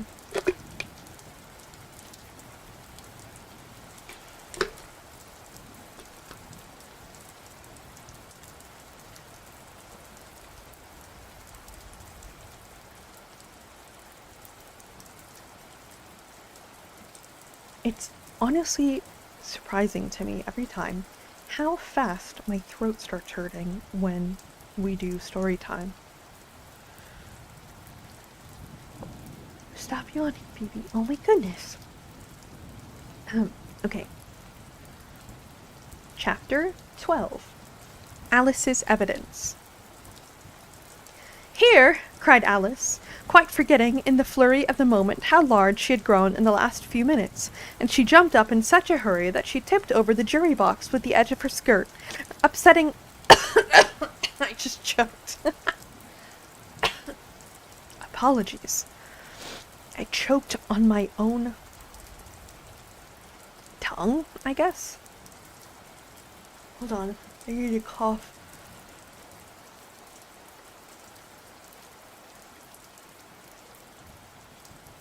Okay, I'm alive again. Anyway, Chapter 12, Alice's Evidence. "Here!" cried Alice, quite forgetting in the flurry of the moment how large she had grown in the last few minutes, and she jumped up in such a hurry that she tipped over the jury box with the edge of her skirt, upsetting all the jurymen onto the heads of the crowd below, and there they lay sprawling about, reminding her very much of a globe of goldfish she had accidentally upset the week before.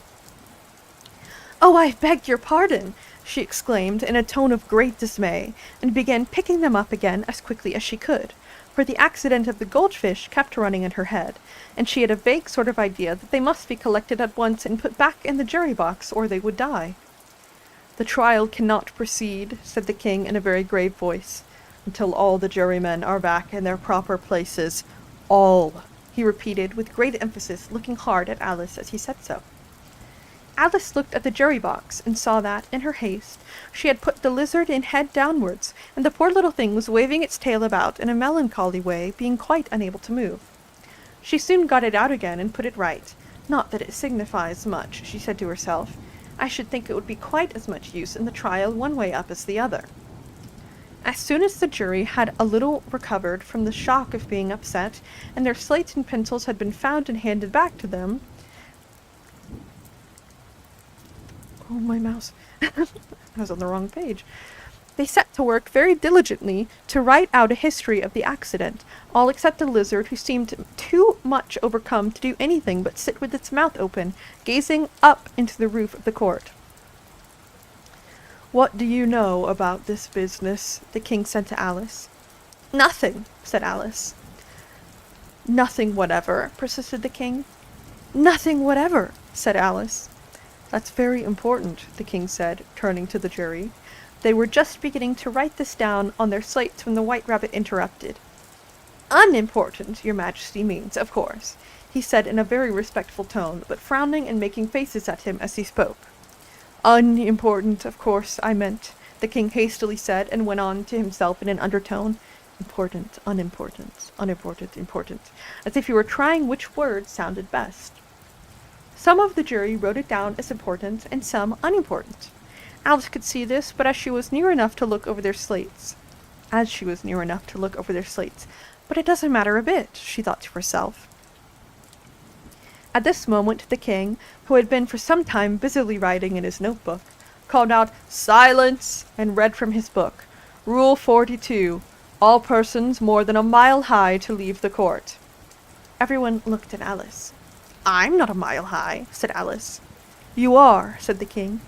"Nearly 2 miles high," added the queen. "Well, I shan't go at any rate," said Alice. "Besides, that's not a regular rule. You invented it just now."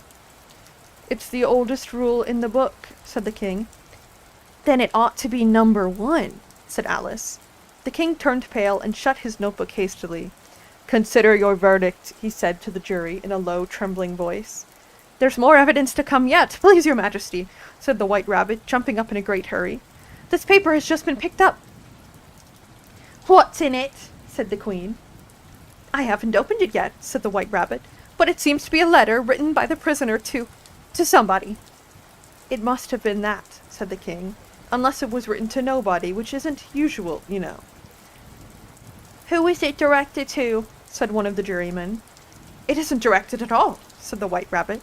"In fact, there's nothing written on the outside." He unfolded the paper as he spoke and added, "It isn't a letter after all. It's a set of verses." "Are they in the prisoner's handwriting?" asked another of the jurymen. "No, they're not," said the White Rabbit, "and that's the queerest thing about it." The jury all looked puzzled. "He must have imitated somebody else's hand," said the king. The jury all brightened up again. "Please your majesty," said the knave, "I didn't write it, and they can't prove I did. There's no name signed at the end." "If you didn't sign it," said the king, "that only makes the matter worse. You must have meant some mischief, or else you'd have signed your name like an honest man." There was a general clapping of hands at this. It was the first really clever thing the king had said that day. "That proves his guilt," said the queen. "It proves nothing of the sort," said Alice. "Why, you don't even know what they're about." "Read them," said the king. The White Rabbit put on his spectacles. "Where shall I begin, please your majesty?" he asked. "Begin at the beginning," the king said gravely, "and go on till you come to the end, then stop." These were the verses the White Rabbit read. "They told me you had been to her, and mentioned me to him. She gave me a good character, but said I could not swim. He sent them word I had not gone, we know it to be true. If she should push the matter on, what would become of you? I gave her 1, they gave him 2, you gave us 3 or more. They all returned from him to you, though they were mine before. If I or she should chance to be involved in this affair, he trusts to you to set them free exactly as we were. My notion was that you had been, before she had this fit, an obstacle that came between him, ourselves, and it. Don't let him know she liked them best." Oh, there's dogs barking. "Don't let him know she liked them best, for this must ever be a secret kept from all the rest, between yourself and me." "That's the most important piece of evidence we've heard yet," said the king, rubbing his hands. "So now let the jury—" "If any one of them can explain it," said Alice. She had grown so large in the last few minutes that she wasn't a bit afraid of interrupting him. "I'll give him 6 pence. I don't believe there's an atom of meaning in it." The jury all wrote down on their slates, "She doesn't believe there's an atom of meaning in it," but none of them attempted to explain the paper. "If there's no meaning in it," said the king, "that saves a world of trouble, you know, as we needn't try to find any. And yet I don't know," he went on, spreading out the verses on his knee and looking at them with one eye. "I seem to see some meaning in them after all. Said I could not swim. You can swim, can you?" he added, turning to the knave. The knave shook his head sadly. "Do I look like it?" he said, which he certainly did not, being made entirely of cardboard. "All right, so far," said the king, and he went on muttering over the 3 verses to himself. We know it to be true. That's the jury, of course. I gave her one, they gave him two. Why, that must be what he did with the tart, you know. But it goes on, they all returned from him to you, said Alice. Why, there they are, said the king triumphantly, pointing to the tarts on the table. Nothing can be clearer than that. Then again, before she had this fit, you never have had fits, my dear, I think, he said to the queen. Never, said the queen furiously, throwing an inkstand at the lizard as she spoke. The unfortunate little Bill had left off writing on his slate with one finger, as he found it made no mark, but now he hastily began again, using the ink that was trickling down his face as long as it lasted. Then the words don't fit you, said the king, looking round the court with a smile. There was a dead silence. It's a pun, the king added in an angry tone, and everybody laughed. Let the jury consider their verdict, the king said, for about the 20th time that day. No, no, said the queen. Sentence first, verdict afterwards. Stuff and nonsense, said Alice loudly. The idea of having the sentence first. Hold your tongue, said the queen, turning purple. I won't, said Alice. Off with her head, the queen shouted at the top of her voice. Nobody moved. Who cares for you, said Alice. She had grown to her full size by this time. You're nothing but a pack of cards. At this, the whole pack rose up into the air and came flying down upon her. She gave a little scream, half of fright and half of anger, and tried to beat them off, and found herself lying on the bank with her head in the lap of her sister, who was gently brushing away some dead leaves that had fluttered down from the trees on her face. Wake up, Alice dear, said her sister. Why, what a long sleep you've had. Oh, I've had such a curious dream, said Alice, and she told her sister, as well as she could remember, all these strange adventures of hers that you have just been reading about, and when she had finished, her sister kissed her and said, It was a curious dream, dear, certainly, but now run into your tea, it's getting late. So Alice got up and ran off, thinking while she ran, as well she might, what a wonderful dream it had been. But her sister sat still just as she left her, leaning her head on her hand, watching the setting sun and thinking of little Alice and all her Wonderland adventures till she too began dreaming after a fashion. And this was her dream. First she dreamed of little Alice herself. Once again the tiny hands were clasped upon her knee, and the bright eager eyes were looking up into hers. She could hear the very tones of her voice, and see that queer little toss of her head to keep back the wandering hair that would always get into her eyes. And still, as she listened, or seemed to listen, the whole place around her became alive with the strange creatures of her little sister's dream. The long grass rustled at her feet as the white rabbit hurried by. The frightened mouse splashed his way through the neighboring pool. She could hear the rattle of the teacups as the March Hare and his friends shared their never-ending meal, and the shrill voice of the queen ordering off her unfortunate guests to execution. Once more the pig baby was sneezing on the Duchess's knee, while plates and dishes crashed around. Once more the shriek of the griffin, the squeaking of the lizard's slate pencil, and the choking of the suppressed guinea pigs filled the air, mixed up with the distant sob of the miserable mock turtle. So she sat on, with closed eyes, and half believed herself in Wonderland, though she knew she had but to open them again and all would change to dull reality. The grass would only be rustling in the wind, and the pool rippling to the waving of the reeds. The rattling teacups would change to tinkling sheep bells, and the queen's shrill cries to the voice of the shepherd boy, and the sneeze of the baby, the shriek of the griffin, and all other queer noises would change, she knew, to the confused clamor of the busy farmyard, while the lowing of the cattle in the distance would take the place of the mock turtle's heavy sobs.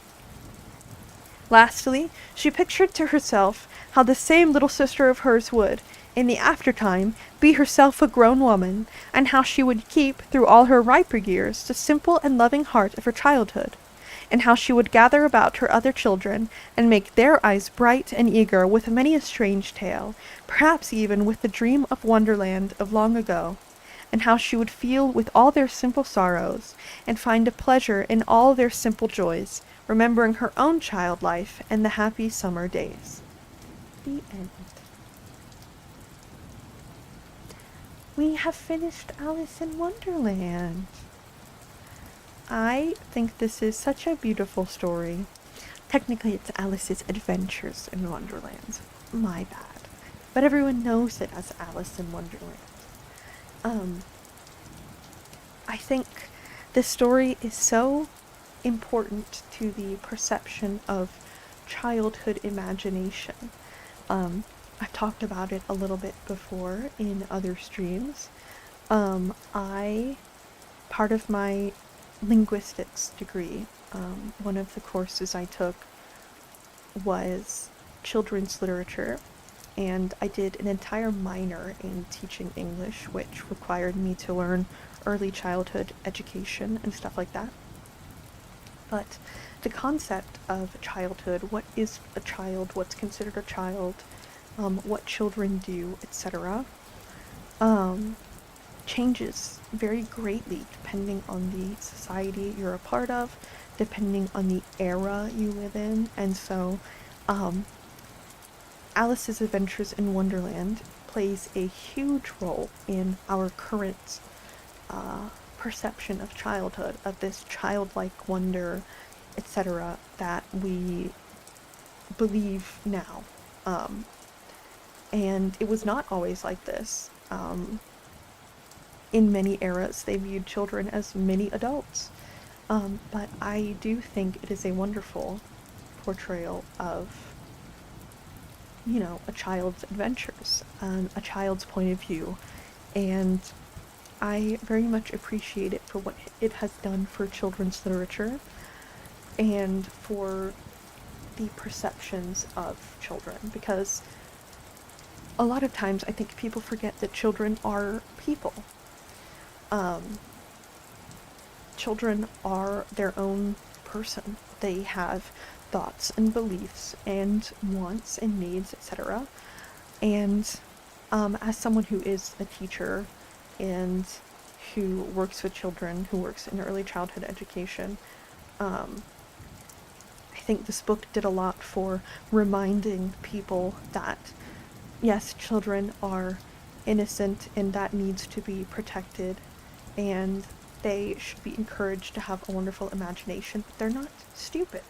Children are very bright, and children have, their own way of seeing the world, and I think this book does a very good job of both sort of exploring the childhood innocence and childlike mind while also keeping that attitude of Alice, the child, is a very strong personality. She has lots of opinions and personality, which I think in a lot of portrayals of children, even in modern day, that is not the case. And we sort of see children as this monolith when they are individuals. Anyway, that's my miniature, my miniature, not rant, I guess my miniature lecture for the day. Nice reading, thank you. Thank you for reading. I am very glad you guys enjoyed it. I love doing ASMR reading streams. I want to do some more. I have to find some more books that are public domain. That's the word I'm looking for. Just because I can't read not public domain books, because that would be a copyright issue. I really like listening to ASMR, so I've toyed around with the idea of doing non-reading ASMR, maybe off-stream, like recording videos and posting them. I've said this before. I want to do like tarot videos and craft videos off stream, because I don't have a camera to record my hands. But if y'all are interested in ASMR, I will do some of those too. We didn't do tarot of the day, so I will do it now before I end stream. Oh.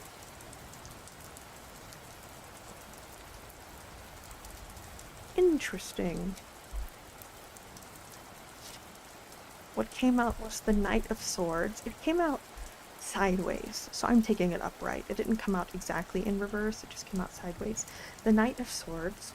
Swords are intellect, or thoughts, logical thinking, etc.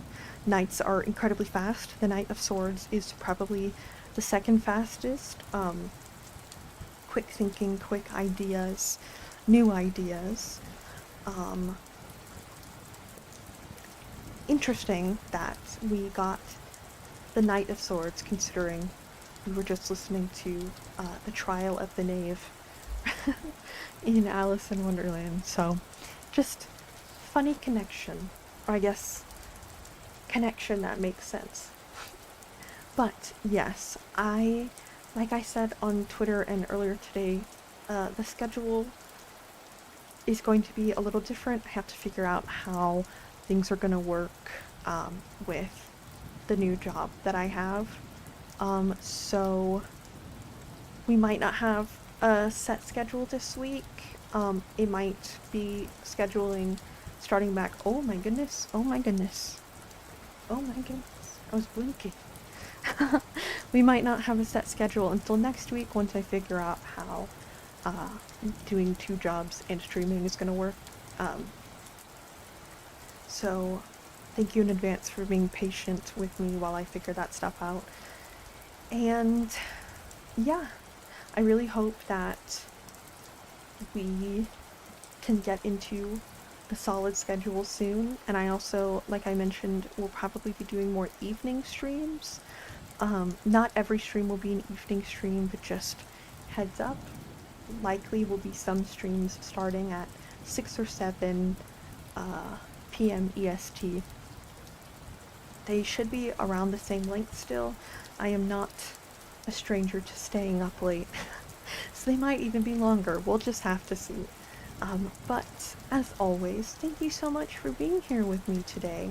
I hope everyone has a very good day or night wherever you are. I hope you eat something yummy. I hope you get lots of rest, and I hope that you get to do something you really, really love to do. But most importantly, whether you are in Wonderland or not, 호랑해, I tiger you, I love you, and I will see you in the next stream. 호랑, bye!